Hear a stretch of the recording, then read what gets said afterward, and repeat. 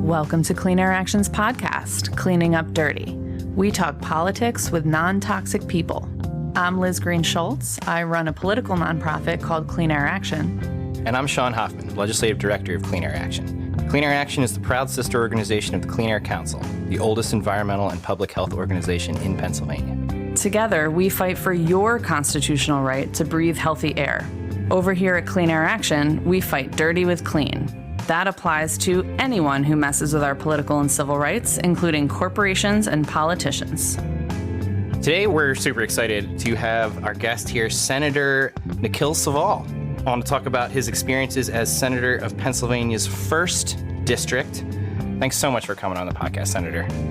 Thanks for having me. It's a pleasure to be here. We're so excited to tape this episode with you. And we're both your constituents. This is like a unique experience for us. This is super cool. I hope we don't come out of this podcast and then you're like, why did we elect? Not vote for that guy next time. Yeah, whoa. Oh, man. I'm going to run against him. That's like primary challenge coming. Right. Well, we'll see. Yeah, I guess it's a risk. It's, you know, podcast. High pressure situation for you, Senator. For sure. But you know, I've been there before. That's right. So. Well, since this is a political podcast, we like to talk about some spicy stuff sometimes. So just in case we need to eat our feelings, we have some snacks. Today we have my faves, the Oreos and the plain Ritz crackers. Yes. A little bit more of an interesting addition to the repertoire here. We've got these gummy cherries. They're happy cherries, I think. Haribo happy cherries. I think they're delicious. It's just like pure cherry flavor in these guys. It's intense. Have you had them before, Senator? No, but what do you... Are gummies really for podcasts? Or you're like, because you get sticky? I don't know. It's like peanut butter. It is a little bit of a chew risk. I'm picking up what you're putting down, but I'll take one for the team here. Yeah, good stuff. It's good stuff. Okay, Senator, would you like to give it a try? Maybe wait for later. In due course. Okay. In due course. Yeah. We were talking though. I think Liz has some reinforcements here as far as the pro plain Ritz cracker camp goes. The senator was fairly supportive of just a plain old Ritz. I was preemptively defending myself, being a plain Ritz cracker kind of gal, and Senator, you seemed less offended than I feared you might be. No, I mean, I think plain Ritz crackers are great. we have one of those, packages of a dozen or so. Uh-huh. I could definitely just go through that in a second. Well, if you'd like, it's all yours. It can be... I mean, I shouldn't. You can put that in your pocket, take it to go, whatever it is.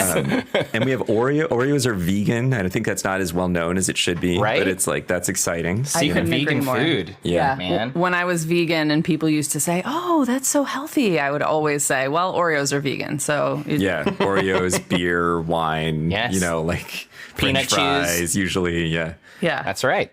But this is kind of the cool stuff that we dredge up here on this podcast is the fault lines in American politics. Here I am thinking, wow, like how many plain Ritz crackers folks are there out there? It turns out quite a few. No, there's more that unites us. That's absolutely right. We all like Ritz's. It's just a question of how. Yeah. So clearly you're a longtime listener of the podcast if you're picking up on the themes that quickly with the metaphor of snacks here. Indeed. Yeah. Well, maybe we dive right in on that note. Let's get to it. Yeah, we're talking about spicy issues.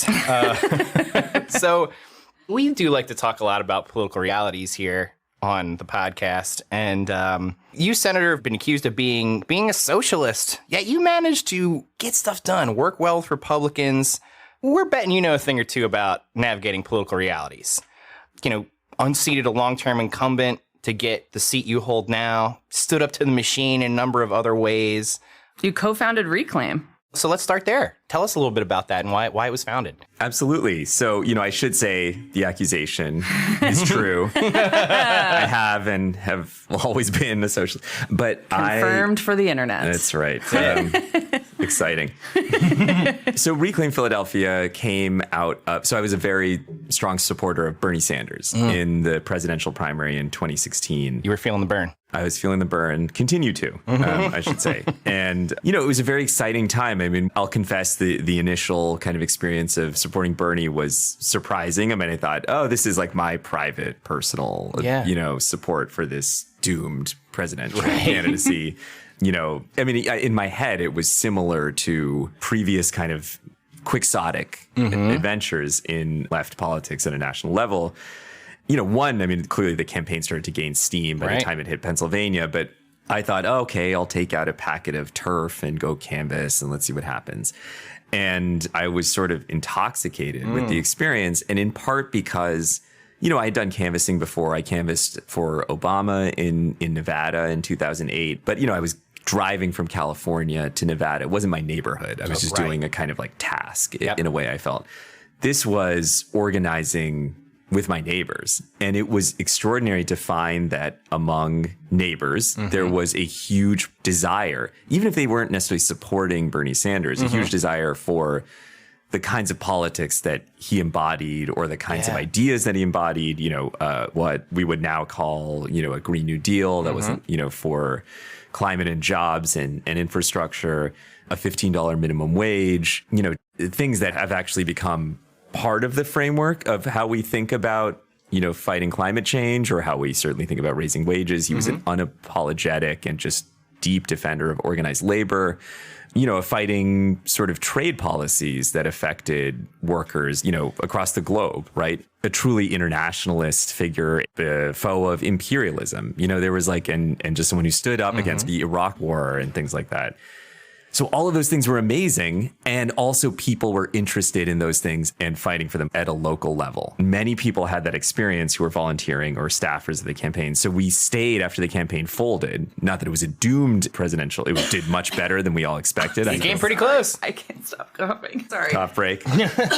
And was it the Ritz? Is that, no? Yeah, it was too dry. I've been trying to stifle the cough and it's not happening. All right. So Reclaim, we wanted to found an organization that would keep it going, basically on a local level, and elect people, like Sanders, frankly, who had real ties to social movements, to the labor movement, to community organizing. And, we were founded after the campaign started with about 20 or 30 people. And then Donald Trump was elected in 2016. And there was a huge hunger, as we all, I think, can recall, to do something. And we were set up as an organization to kind of channel that energy into exactly what we had planned on doing, which was to recruit and elect local candidates. So we helped support our current district attorney, Larry Krasner, on a huge platform of criminal justice reform, supported Elizabeth Fiedler for state representative in South Philadelphia. We're huge fans of Harrison. A fantastic, fantastic leader. And a friend of mine, as it happens, from being a journalist. We were a part of the coalition to elect Kendra Brooks to city council, Isaiah Thomas.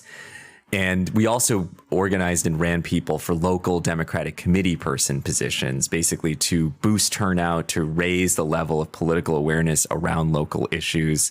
And that was hugely successful. And through that effort, I became a Democratic Party boss. I became a ward leader, not, cigar chomping. And no, I just it wasn't my long-term plan, but it was I kind of heard a dun dun dun in my mind because of my association sometimes. So are you a big, bad, scary party boss? I did resign my position in accordance with our good government laws. It was simply an organizing tool. It was, Hannah Arendt has this line in On Revolution where it's like, power's lying in the streets, basically, and someone has to kind of pick it up. And that's sort of what it felt like in a lot of ways after Trump was elected, that there were clear just, lacunae, there were like holes in just what was, in the kind of democratic structure. And I mean democratic both as in the party structure, democratic, but also just like obviously the small d democracy. And so we kind of filled them. This. I need a happy cherry because this is making me a happy cherry. I'm so enthused hearing you explain all of this. Yeah, and at that point, that was partly what somewhat inadvertently was not a long-term plan, set me up to run for office when that became an idea. Fantastic. Two things I'm especially interested in based on what you said, Senator.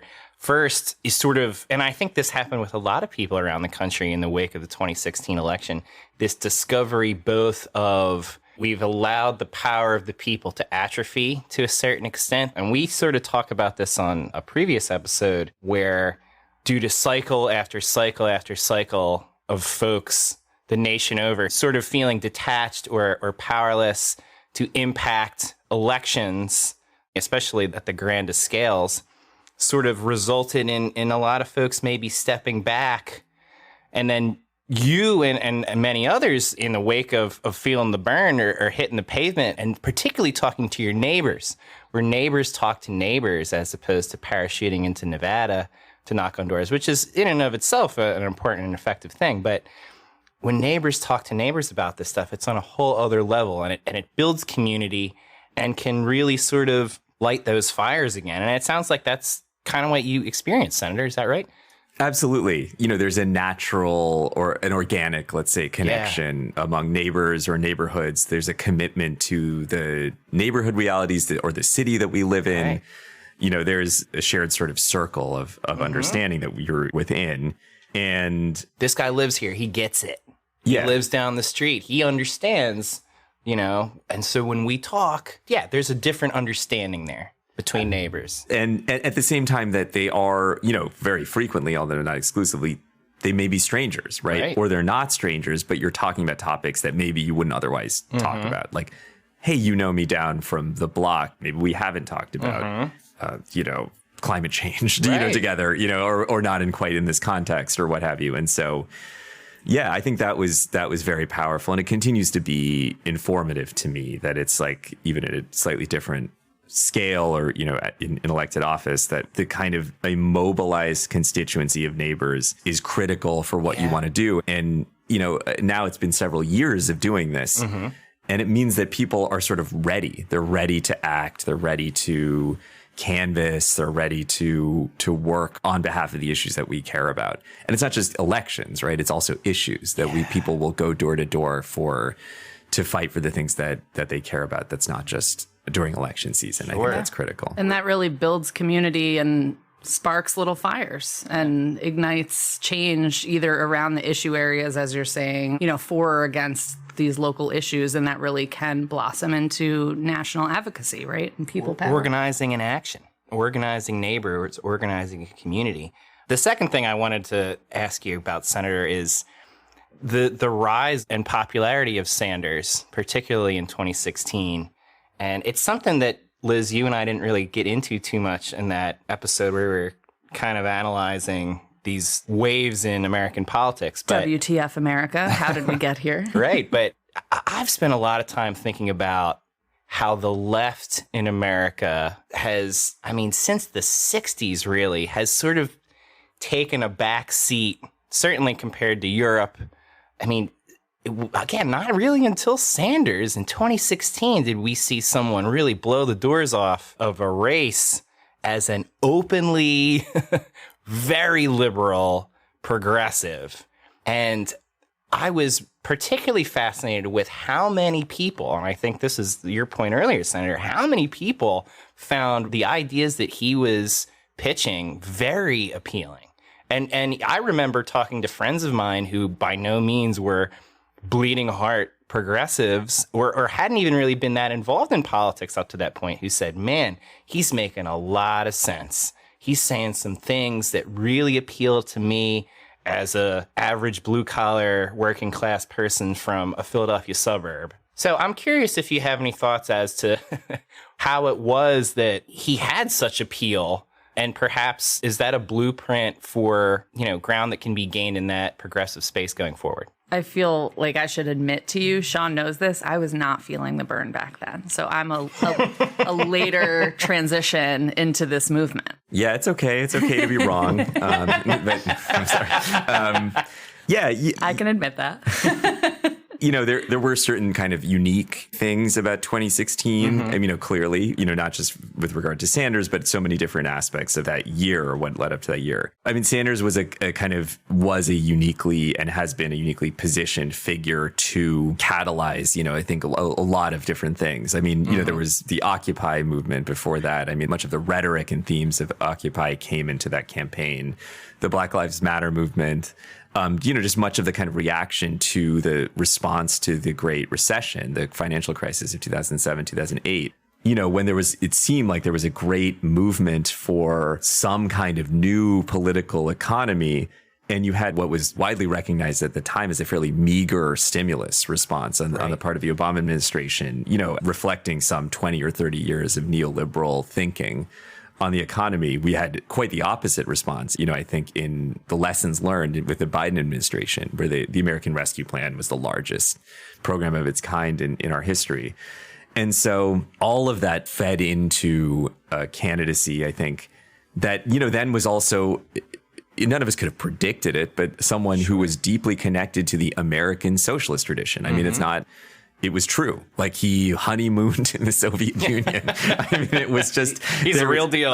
And was saying sort of the same things, with deep integrity over many years, and named clear enemies, right? Named pharmaceutical companies, fossil fuel companies, the healthcare industry. People could recognize greedy corporations. We could recognize, we all kind of don't agree with that. And the people who do like those things are about 10 or 20 people who had those corporations. Exactly. And so there's not that many people. And it's, that makes me need a Ritz cracker. And I think that's sort of critical. And he continues to be, I think things have changed. I mean, in part, some of the things that he campaigned on and have been institutionalized as part of the Democratic Party framework, or even more broadly than that. There are many sort of acolytes and sort of epigons and, who have gotten into elected office in Congress and elsewhere. But I remember his speech at the Democratic Convention, a few weeks ago, still was sort of singular. There was still no one else who spoke like him, who attacked billionaires, who was not, everyone else was partaking in this sort of like, we're the party of joy. And, and he was not, he's like, Bernie Sanders is not the party of joy. He's not. And so he maintained a kind of critical focus on the realities and the sort of sober realities and the enemies we still had to confront. And there's the June Jordan line, a poem, I must be a menace to my enemies. And like, there's just like an aspect of that in Sanders, Indeed. I have a piece of art in my house of... Everybody remembers that image of him at the inauguration with the gloves when he was just sitting. I did that for Halloween once. That was my because someone sewed me those or knitted me those gloves. Anyway. Oh, amazing. That's awesome. Well, mine is gritty as Grumpy Bernie. That quote, Senator, reminds me too of one of my favorite, and I can't recite it verbatim, but from one of my favorite FDR speeches, where FDR essentially says that there are great forces aligned against me and what I'm trying to do here, and they're united in their hatred, and I welcome their hatred. So it sounds like you're both taking notes for when you speak at the DNC. May we be so lucky. And and as I was listening to you, Senator, I was also thinking 2016 indeed was a confluence of all kinds of wild, crazy factors in politics that wouldn't become apparent until they really all unfolded. But I can't help but think, given that a lot of how that shook out was because Americans were hungry for sort of a, pull in case of emergency, sort of like, we're just so desperate for change. We're thinking about this Trump guy because the status quo is just something that repels so many of us to this point. I gotta wonder, do you think Sanders would have won if it was Sanders versus Trump in 2016? If he'd won that primary? I do think that. I'm inclined to think that too. It's, of course, it's very hard to say, but I'd say that there was and electorates are kind of shaped and they sort of malleable. I mean, and I think that it's not necessarily clear that it would have been true in a different year, honestly. I don't know that it's all sometimes people are the right candidate for a particular moment. Totally. And I thought that Sanders was, and it's very there's a way in which, and this is still a problem within the Democratic Party, but I think it was maybe felt acutely that year. I think many people would feel who supported Sanders, but also maybe some who supported Trump or stayed home, more to the point. We're like, well, the Democratic Party is the party of the plutocrats, and they're not the party of fracking. They are the party of bad trade deals that took my jobs away and lowered our standard of living. They polluted our rivers and streams, and they are kind of also responsible for that. And so and it doesn't mean that Trump is the anti that or, a huge number of them in Senate supported the wars in Afghanistan and Iraq. Right. So that's it. That's what I got, and so sure. And that's still true. I think, it continues to be a sort of question of our politics, which is that, just speaking about the Democratic Party in particular, it continues to become a much richer party in terms of its Right. base of support. Its growth is in wealthier suburbs and exurbs. It is actually losing a number of working class voters and voters without college degrees. Demographic trends are such that turnout is decreasing in the base of the party. And, at the same time, it's becoming a more uniformly liberal party in various ways. I mean, if you think about it 30 or 40 years ago, Bill Clinton, won West Virginia in 1992, right? Right. These are like Unthinkable today. There were still 40 or 50 years ago, there were still arch segregationists of a kind, in the party. And so it's all probably not even that long ago. Yeah, not that long ago. Yeah, but it's anyway. So things are, there's that shift, but at the same time, there's some serious contradictions. And so they're not solved by figures like Sanders, but he at least spoke to them and spoke to where things needed to go and what was the true kind of mission of the Democratic Party or party that it claims to be. And he illuminated them. Right. And, we want to talk to you about political realities. And so as we start to shift toward talking about Pennsylvania, Sean and I often talk about the importance of weaving together social movements rather than acting in isolation, since we're fighting for similar things and there's strength in numbers. And it sounds like this is something you know a thing or two about, particularly as someone who has a background in journalism. So you've fought within the environmental movement, but also the racial justice movement, labor, and others. So tell us about some of your travels there and how it led you to fight for Pennsylvanians. My first kind of plunge into movement work was in the anti-war movement. I was a freshman in college in New York when September 11th happened. And so It was, the kind of global war on terror has sort of defined my adult life as it has for many of us. Yeah, that must have been an energy. I came into college not very interested in politics in that sense. I wanted to be and became a writer. I went to college in New York because I was like, this is where writing happens. This is where literature is, and I had a fairly idealized view of what that meant. Sure. And, 2 weeks into university to have that, sort of happen, a great, tragedy and atrocity. And so at the same time to then have the kind of grief and bewilderment and terror of that moment converted, I think fairly swiftly and clearly with some kind of planning into this endless series of wars. That was shocking in its own way. And so, I became a very frequent kind of anti-war protester, which I never would have expected. But one of the experiences of the anti-war movement was a real sense personally, and I don't know if that everyone felt this way, but I felt this way of helplessness. I was like, oh, we're just marching and the war's not stopping. And George Bush gets reelected, and even the person running against him, John Kerry, supported the war. You're just in this, what are we doing? And, reading in the history of other anti-war movements in in particular, the Vietnam War, led me kind of in a circuitous way to the idea of just organizing. Like maybe I need to be working on a smaller scale. And I kind of became very interested in the history of labor movements that had also been involved in social justice work. There were longshoremen who fought the Vietnam War. I got interested in the farm workers. And then eventually I was in graduate school studying for a PhD in English in California. And I reached out to a local union called Unite Here, which represents hospitality workers, and just asked if they would have me as an intern. And they were like, sure. And so I came in, I started coming in 2 days a week, and they trained me as the boycott organizer, basically to help people to work with hotels where workers were on strike or they had signed card check agreements, to decide whether to form a union, and the company wasn't recognizing, the hotel wasn't recognizing their neutrality. It was enthralling, actually. And in a way, we were working on a scale where power was clearly available. The local in San Francisco, and it's not dissimilar in Philadelphia, was a multiracial working class local, Asian American, Black, white, Latino, and it had power in a very expensive, difficult city, San Francisco. Could shut down streets, could make real demands, could secure wages and healthcare to live in an area that was becoming unaffordable for people. And, it also had me confronting sometimes my own professors in graduate school. I remember having to go to the musicology department because they had planned a conference at a boycotted hotel. And I was like, and just that spirit of confrontation was not something I'd experienced before, like personal, one-to-one, and I continued to do that work in Philadelphia when we moved here about 13 years ago now. That took me even into the school district of Philadelphia. So I became more aware of the realities of sort of what teachers and parents and educators were going through in 2013, when there was a major series of budget cuts that really hit this school district of Philadelphia hard.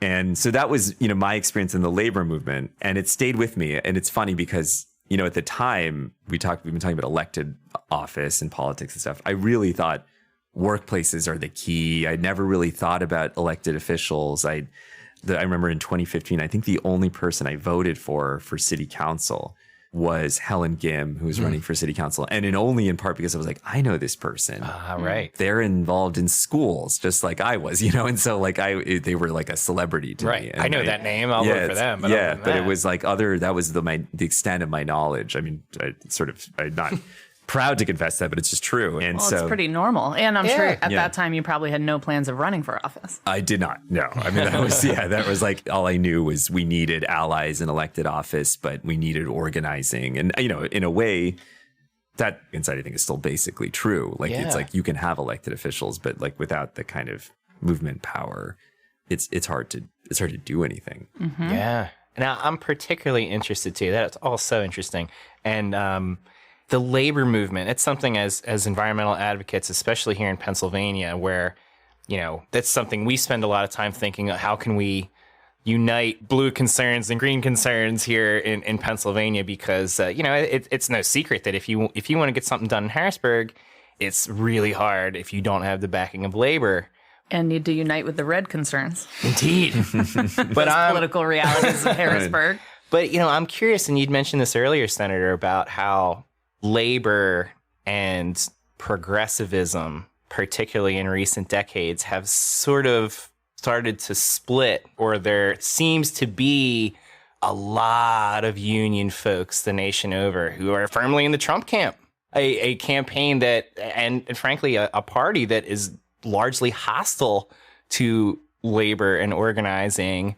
And so I'm just curious if you have thoughts on that, sort of like how that has come to be and where you see that going from here. And we also interviewed some of them on a work trip recently to East Palestine, which was an interesting, challenging moment to realize, despite their full awareness of the devastation of the derailment, they're still planning to vote for Trump.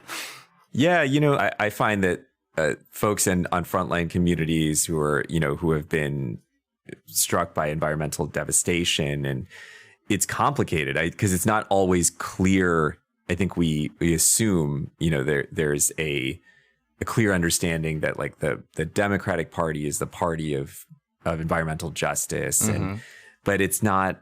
People don't always feel that way, and that's not often their experience, And there's the great book Amity and Prosperity by Eliza Griswold about fracking in I think Washington County, and I think one of the main characters, she ends up voting in 2016 for Jill Stein, because she's just like, well, I'm not voting for the Democrats because look what they've done to me. They've because who opened up the wells, right? Who made it possible? And she's like, and I'm not voting for Trump. And so I got to go, and so there's, but I would say that actually it's the labor movement, in certain ways has never been weaker. Overall, in terms of private sector labor membership, it's been on a fairly steep decline for a long time. But also we have more people, certainly in many years, who express that support for labor unions. The kind of the positive view of labor has not been higher in many, many years. I mean, it's much higher than it was in the 1960s, for example, or 1970s. It's on the rise.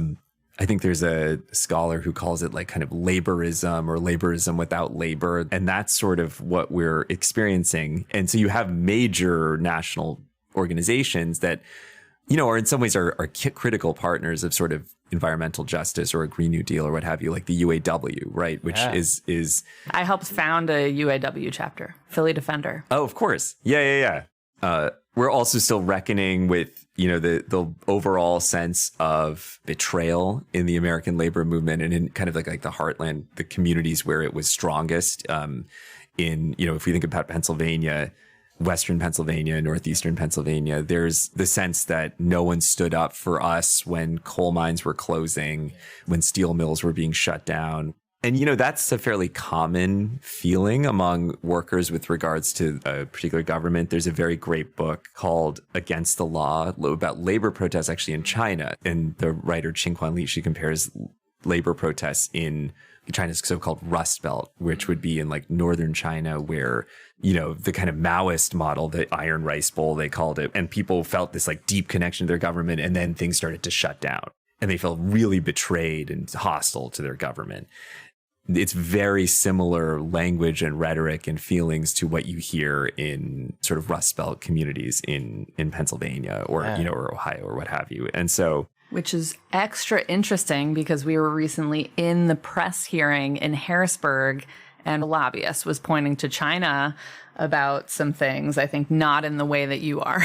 So it's interesting how these threads get woven politically. Yeah. And I mean, it's funny. There is this real bipartisan hostility to China and, right. To support of tariffs and what have you, which is complex. But that in part reflects, unevenly and sort of indirectly this feeling like we're ending the years-long series of betrayals of American workers and of global trade, and we're gonna fix it and we're gonna do right by people. And some of it is it's not going to work. Some of it is xenophobic. Some of it is, right. But it all has successful campaign talking points. They're successful campaign talking points, and they're rooted in something. There's some history there that people, and then the solution may not be the right one by any means, right? But that's what I think is going on. So I think the labor movement is fractured. And, the other thing is that it's changed, right? I mean, the growth in the labor movement is in the caring profession and right. Pennsylvania is turning from one where it's steelwork, coal mining, et cetera, was the backbone of the labor movement. And it will soon be, I think, in home care, nursing professions, things like that. I mean, that is literally the case. The large, big nonprofits and the labor movement is fighting in Pittsburgh. They're fighting UPMC, right? They're fighting healthcare industry. They're fighting that kind of consolidation. And I think the newest ranks of the labor movement are multiracial. It's different. And so I think we're experiencing that over several years. And so, it's unwritten, I think, that Indeed. connection. Yeah, I think that's so interesting. And I agree, too, that we seem to be seeing a new era of labor organizing, in part, Senator, as you said, because it's moving into new work spaces and sectors that perhaps hadn't seen it that way before. And it's interesting, too, that the point, I remember years ago when I was involved in local Bucks County Democratic politics, and we were at some sort of event, and I spoke with a union boss. I couldn't tell you his name, but I remember, and I was probably like 23, 24. I was a whippersnapper. But I asked him, I said, because I was... You're such a boomer. The whippersnapper comment. Yeah, boomer in millennials clothing. But...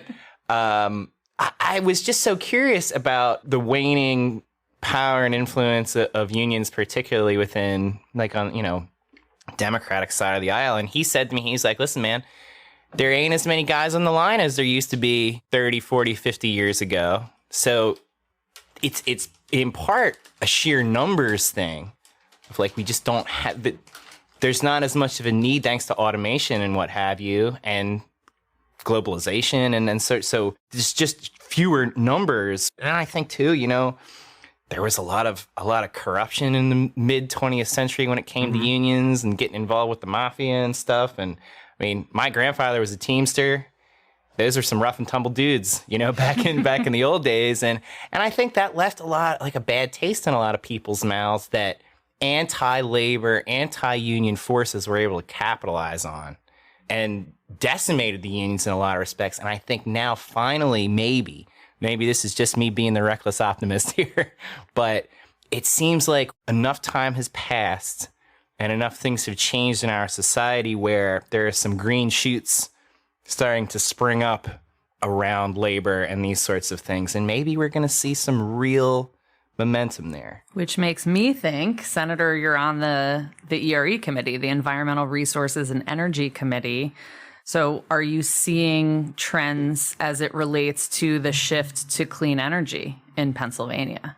Yeah, they're kind of sort of subterranean and like just, broader trends. But then there's a kind of, I don't want to overstate them. There are real political obstacles. Totally. So, we see Exactly what we want to discuss with you. And I saw you sneak a happy cherry, so I think you're getting two, in fact. Ooh, Yeah, see, yeah. they're not bad, right? Yeah, no, Ready. I'm actually very impressed. I think they're, Yay. like, It is just pure cherry. yeah. It's Do very- they have you feeling ready to jump into political realities of Pennsylvania with us? That I am totally prepared. Pennsylvania is it's so critical in the kind of in terms of as like a piece of the puzzle in like the overall fight in the transition to clean energy. I mean, just because it is a fossil fuel state, obviously. The second largest producer? Indeed. Yeah, and so I think top 4 of all forms. Second only to Texas. and interestingly, Texas, which is a major producer, but is ahead of Pennsylvania in terms of actual clean energy 100%. adoption. And They absolutely are. Yeah. And they're ahead of Pennsylvania in terms of regulation of the industry. Yeah. So there's sometimes I feel like it's a cultural hostility to clean energy. There is a broad kind of investment of the fossil fuel industry in both, frankly, major parties, not just through the actual corporations themselves, but through utilities and even through, on occasion, kind of trade unions that have a huge membership in aspects of the industry. And so that makes it obviously very difficult. And so, but at the same time, you see a huge number of clean energy projects in the interconnection queue. There's obviously like solar's never been cheaper. There's that sense. And so all the conditions seem to be there.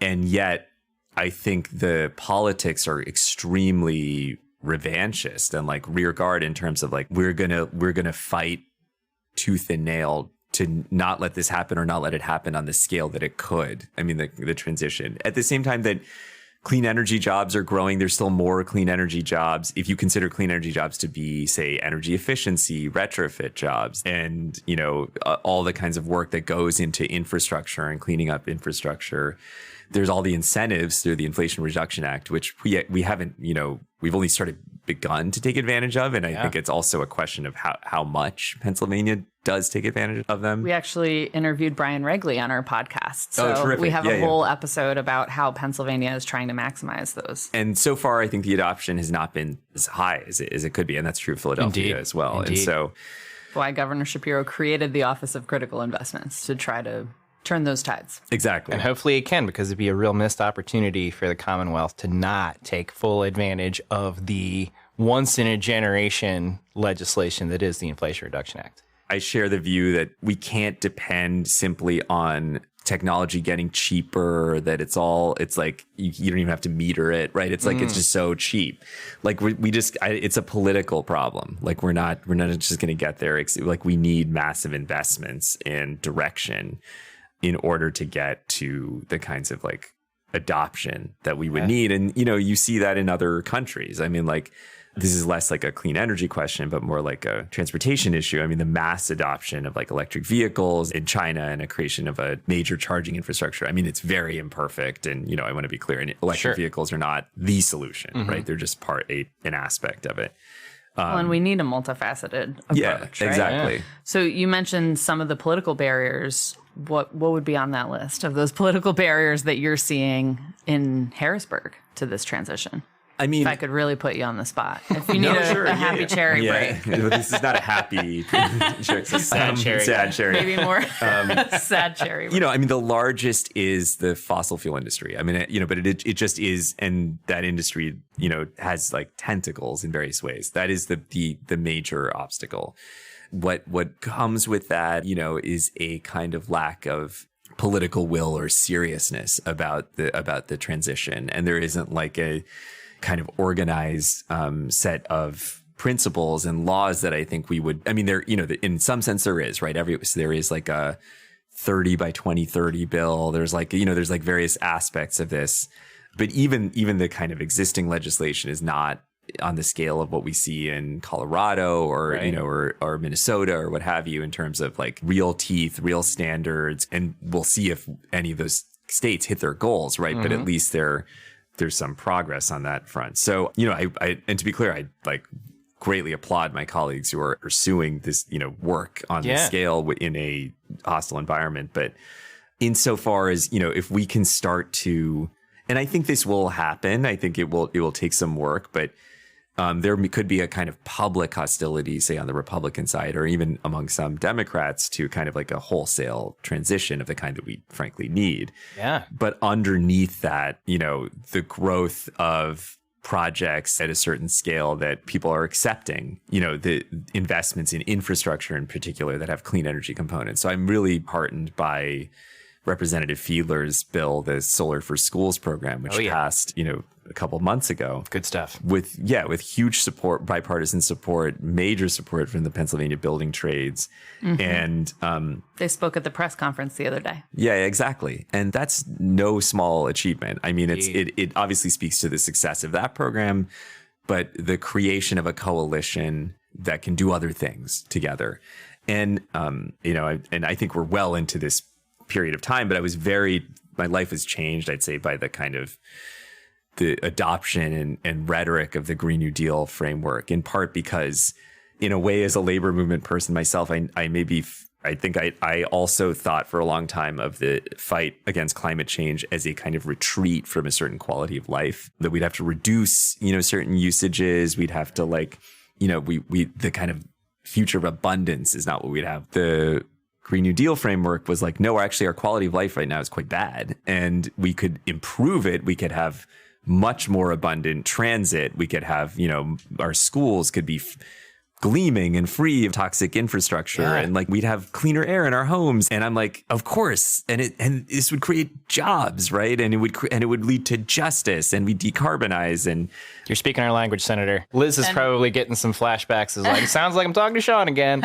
Well, also flashbacks to an issue we're working on right now. I don't want to name names, but we're in some negotiations with a special interest group where we're trying to push them to ask for more because of everything that you are laying out. And it's actually going quite well. And it's a bipartisan, multifaceted, really big issue area. So you're just music to our ears right now. And that's why I ate a cherry. Happy cherry. We pivoted back to a happy cherry. And I'm also, I think it's join you. Sort of the cultural barriers, particularly in a state like Pennsylvania, to switching over to renewable and clean energy. Again, Liz has heard my frustration with this, where, we go into a hearing to discuss the governor's proposed press legislation, which is designed to increase the amount of renewable energy generated within Pennsylvania. And, sort of the folks on the side of the press legislation are all just ready to discuss sort of the finer points of the bill itself and the nitty gritty technical stuff. And the first question you get from the other side of the aisle is like, well, do we even want solar though? Like, what about if we just stuck with gas and oil, because that's so much better and reliable and this and that? And to your point, Senator, and a thing that frustrates a lot of environmental advocates, that we're not even at the point where we're discussing the economic benefits, the technical benefits, the way it could boost. We're still stuck in a lot of ways in this sort of like principled fight over, do we even want to move away from fossil fuels culturally in the first place? And it's something, again, we certainly struggle with, and which makes me think of a question I would love your thoughts about. I imagine you've heard of the Philly shrug, the idea that, well, that's just Philly, so people just kind of throw up their hands rather than organize to eradicate these issues. Is there a Harrisburg shrug? Yeah, there is a Harrisburg shrug, and I've mostly experienced it as a kind of partisan issue. There are certain things that are just considered unfeasible from the get-go. On the Democratic side, we'll say, well, we can't do that because we're not in the majority. We just don't have the numbers. And, some of that is real, right? It has a real basis. There are certain political things that we're not going to enshrine the right to an abortion in the Constitution under the current composition of the legislature and get a constitutional amendment through both chambers. And though we should, and I support, so you have to take those things into account. But I think the net result is that there's a curtailing of the political aspirations, that then results from that. And some of that means like when you do recognize that there are partisan divides that then forbid certain kinds of legislative activity, that you then conduct those fights outside the building, right? And then you engage in elections. People have to lose. But all of us go to work and we're just there. And I often feel like, what can I do? How can I get around this? How can we be creative? How can we do a more positive thing? Or how can we block this horrible thing from happening? Yeah. But I do think that getting outside the partisan issue, the Harrisburg Shrug is also like, well, we'll always just be a fossil fuel producing state, right? And Commonwealth. And you even see that in national politics. It's like, oh, Kamala Harris was against fracking before, and now she's got to be for it. And you're like, but what's the kind of normative assumption there? Right. Like how many people are involved in this industry? What political calculation is there such that you feel like that's necessary? Like, it's maybe more perception than reality. There's a lot of polling that backs up exactly what you're saying, Senator, that in fact, there aren't like a critical mass of people in Pennsylvania that are like do or die on fracking. And if you don't support fracking, and you're going to lose Pennsylvania. That's, again, it seems like more of a political perception, particularly at the national level, than maybe a reality here on the ground in Pennsylvania. Yeah, and maybe I think interwoven with party politics. Yes, yeah. I mean, there's again, the industry has a purchase in both parties, and until that changes, and there are lots of various strategies to change that.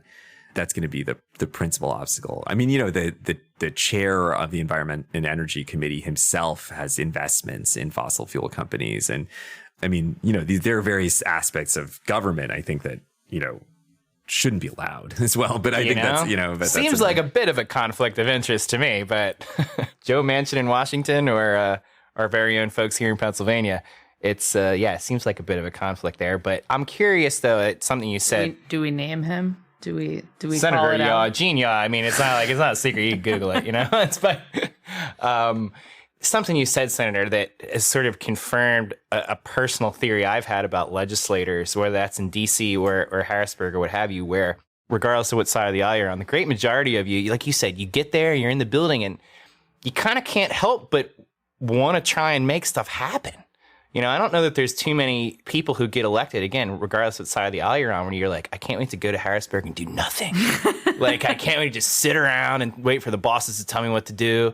I call it wheeling and dealing, and I don't mean that in a negative sense. I mean that elected officials, they want to come together and work things out, and then it's often the political process, sort of like the powers that be, that kill these things from happening. But I'm curious. I think you have a experience taking this thing from conception all the way across the finish line with the whole home repairs program. So I don't know if you'd want to say a bit about that and your experience with making that happen.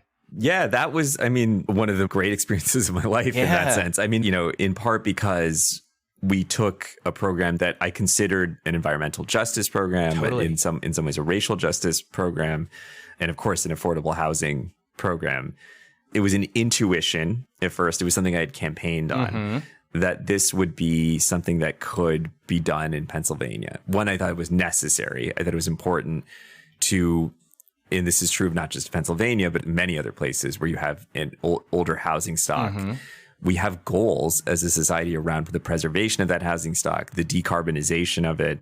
That's all critical. And buildings are a critical component of our greenhouse gas emissions, but also it's where people live, and so overwhelmingly many people, low-income people, in unsafe housing. And so from within to without, this is like, these are toxic environments, these are unsafe environments, and they produce conditions through greenhouse gas emissions and pollution, etc., that make it worse for everyone else. Absolutely. Right? And so this is a social issue. And the legislature actually had some experience talking about this problem, because the language of the legislature around this is blight. We have a lot of blighted areas or blighted housing. It's not necessarily always something we use in Philadelphia. It has a more, context in terms of urban renewal, it could have a problematic, racial connotation. For sure. But Something you actually wrote a book about. Rage in Harlem. Oh, yeah. You're like, which book? He's done so much, folks. He forgets some of it sometimes, Yeah. So, I think that was critical, that like people in Schuylkill County and in Greene County and in Beaver and like in Lancaster, as well as, of course, Allegheny and Philadelphia, had this experience of needing to have supports to maintain and stay in their homes. So we were able to, create legislation that was vetted, of course, by like advocates, experts, et cetera, from environmental experts to clean energy efficiency folks to housing folks, but also we worked with social movements across the Commonwealth, Make the Road Pennsylvania Stands Up, that have people power. And so there was buy-in to the legislation. Two of my favorite words in the English language. They got together and we were able to campaign for it in this way. And it was always, it was great to campaign statewide. I remember sending the legislation and the idea to like one of my Republican colleagues and saying, would you sign on to this? And they were like, this is great. Sure. And then we introduced the bill as bipartisan because then Senator Pat Brown signed on to it. And then he was one of 5, I believe, Republican senators who ended up co-sponsoring the legislation. Which is a big deal, folks, in the Pennsylvania Senate. You get those kind of co-sponsorship numbers and you've got something. That's a happy cherry moment for me.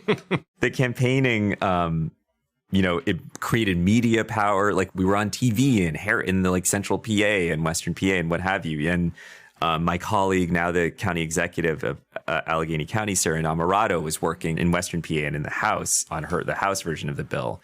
And, and then we did some kind of more traditional legislative things. We had hearings with myself and then the chair of the Urban Affairs Committee, Joe Pittman, in Philadelphia, and then in Armstrong County in Kittanning. And in some ways, the best part of the job is discovering the Commonwealth, traveling and like, and seeing that. And, and Senator Pittman texted me something. I think it's safe to kind of, it's just a text, but he was like, thanks for helping me to see that our state is not as diverse as it may seem. And I think what he meant by that is like the problems are common, you know, and much more that unites us than divides us, if you will. And so, that was exciting. And so I've always just been curious about the kind of puzzle pieces of Pennsylvania and like figuring out, because not every place is part of it, but like eventually you have to kind of somehow you have to put it together. Big time. And it was, became part of the budget negotiations, and Governor Wolf was a huge supporter. We had, going back to, the rescue plan, we had $125 million of American Rescue Plan funding that supported it. And it was the first kind of statewide program of its kind, which we sort of were aware of, but didn't, it's now become taken up in a few other states. And there's a national piece of legislation that John Fetterman and a Wyoming senator, Cynthia Lummis, introduced. I think there's a real chance. You're a trailblazer, Senator. We're very proud of it. I don't know what else to say. As well, you should be. But, yeah. And I mean, the job at its best, maybe. Yeah. And it even sounds like the genesis of the idea. I mean, it sounds like you were indicating it sort of like came to you perhaps as you were organizing, as you were talking to people, hearing about the issues they face, that sort of like, what if we did something to address this common issue and experience that people are having? And to weave that into sort of the fabric of Pennsylvania. And this is something Liz and I talk about a lot too. Liz is originally from New York. I'm a southeastern Pennsylvania guy, Philly area, Bucks County area. You go to different parts of the state and there absolutely are a lot of cultural differences. But that's the key, the sweet spot to addressing anything we've talked about today and beyond, is sort of finding that common ground that exists in abundance, despite the fact that being in Western Pennsylvania feels different than being in Eastern Pennsylvania. But it sounds like that all of those things sort of came together in this whole home repairs program. It has. I mean, that there is the effects of not addressing the problem are different. Like if you don't help someone stay in their home in Point Breeze in Philadelphia, it means that someone comes in, offers them money for their house and much less than it's worth. They might take it because they otherwise can't stay in their homes. That home is demolished. It starts a process of gentrification. In Schuylkill County, it means that the home is abandoned, and is one of scores of abandoned homes. But the cause is the same. The cause is the same, and it's unsafe housing. And that's bipartisan issue. right? Bipartisan issue. Yeah, because it's just it obeys no geographic or political boundaries. One of Sean's favorite things to talk about is because Pennsylvania is a purple state, it's a policy shop for what can work nationally. Legislation that can work nationally. The ultimate laboratory of democracy, if you will. Maybe I'm a little biased as the Keystone Stater, but come on. What the senator just described is the small d democratic laboratory at work of pulling together all these threads. What could be better? What could be better? That's what America is about, right? Pennsylvania, there's so much that's artificial about the importance of the state. It's like 19 electoral votes and, this like terrible electoral college system. But it is, there are real possibilities in the political infrastructure. I mean, it's worth observing that we have a full-time legislature, right? Mm-hmm. And I'm very proud to have like a very experienced and capable staff that are paid to do policy work and constituent service work and are good at their jobs, right? And there are very few other states like that. And it means that we can and should do really interesting things, and like, again, for reasons good and bad, like people pay attention to Pennsylvania, but it is like, it is similar to the rest of the country. It is like in that sense. And, it sort of betrays like both aspects of the country's history and future, like the industrial past and or it's a particular version of the industrial past, but also the just sheer metropolitan growth, like how much of the population lives within an hour's drive of Philadelphia. It's like, it's all, a lot is very much present here. If we can just cut through that bureaucratic political red tape, work together, get shit done. We're getting there. One step at a time, especially with Senator Saval leading the charge.